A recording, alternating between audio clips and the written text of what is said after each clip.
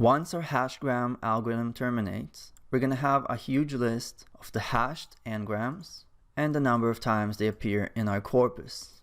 Next, we're going to take the top k, I took k to be 100, of these hashgrams by frequency.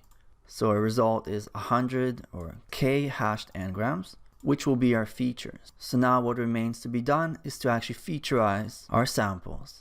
What I'm going to do is I'm going to read in each of the samples, and then I'm going to see whether it contains each of the hashed n-grams.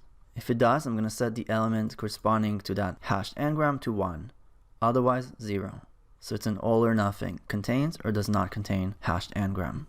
We'll also create a target array. To remind you, our malware has 9 different labels, each one corresponding to a different malware family. So I'm going to loop over all the samples, collect my feature vectors into my training set and the labels into the training Y set. And it's going to look like so. Feature vector, feature vector, feature vector, etc. And here's the labels. Finally, I've chosen a simple and quick classifier, in this case, a decision tree. I'm going to instantiate this decision tree, fit it to my training data, and then score. And as you can see, it has a 96% accuracy. This is actually quite good compared to the baseline of randomly assigning each label, because there are 9 labels, which means if you randomly assign each sample to one of the labels, you expect to have about 11%, 1/9. Next, I'm going to set up my testing data set. I'm going to featureize my testing data set and give it the labels. And then I will score my classifier on the testing set. And you can see that it's dropped down to 64%, which is still pretty good, but is clear evidence of overfitting.